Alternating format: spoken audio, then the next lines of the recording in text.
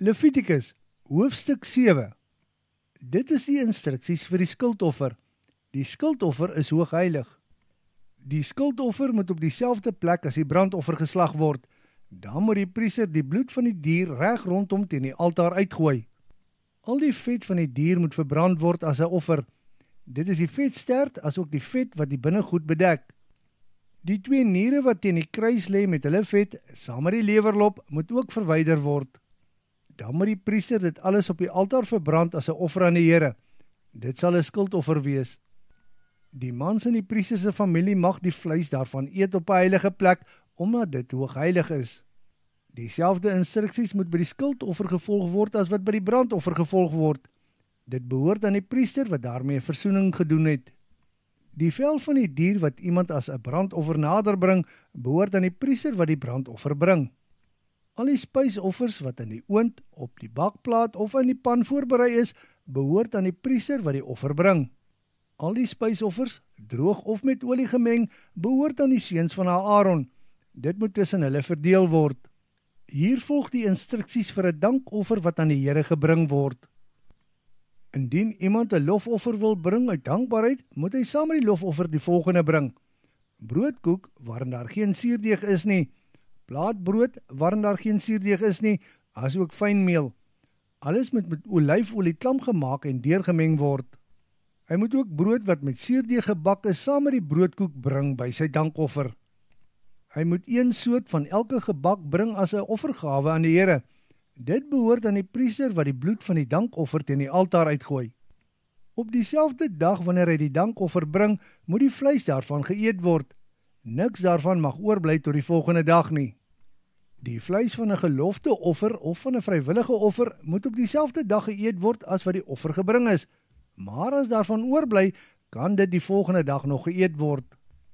As daar egter nog oorbly teen die 3de dag, moet dit verbrand word. Wanneer hy egter van die dankoffer se vleis op die 3de dag eet, sal dit teen hom tel en hy sal nie aanvaar word nie, want dit is onrein. As iemand daarvan eet, moet hy verantwoording doen vir die sonde. Indien die vleis aan enige iets onrein raak, mag dit ook nie geëet word nie, maar moet verbrand word.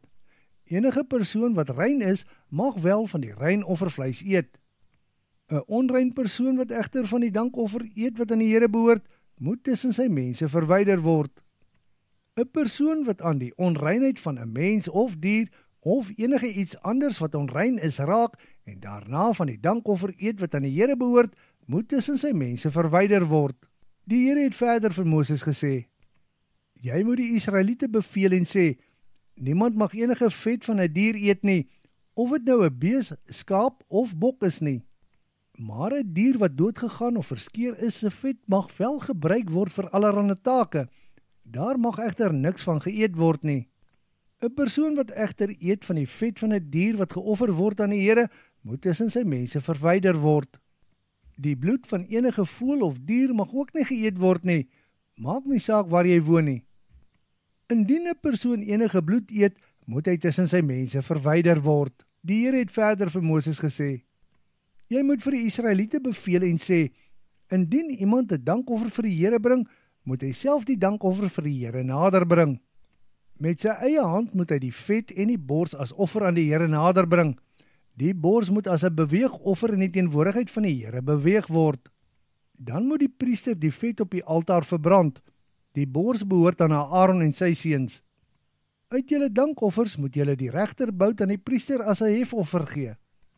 Die regterbout behoort aan die priester wat die dankoffer en die vet offer. Ek het die bors en die regterbout uit die Israeliete se dankoffers geneem en dit vir Aaron en sy seuns gegee, van geslag tot geslag, as 'n deel wat vir altyd aan hulle behoort. Op die dag toe Aaron en sy seuns aangestel is in die priesteramp om die Here te bedien, is dit as hulle aandeel uit die 4 offers van die Here gegee. Op die dag van hulle salwing het die Here die Israeliete beveel om dit aan hulle te gee. As 'n ewige voorskrif geld dit van geslag tot geslag. Dit is al die instruksies vir die brandoffer, spysoffer, sondeoffer, skuldoffer, wydingsoffer en dankoffer. Op die dag toe die Israeliete beveel is om hulle offers vir die Here te bring in die Sinaï woestyn, het die Here vir Moses hierdie instruksies gegee.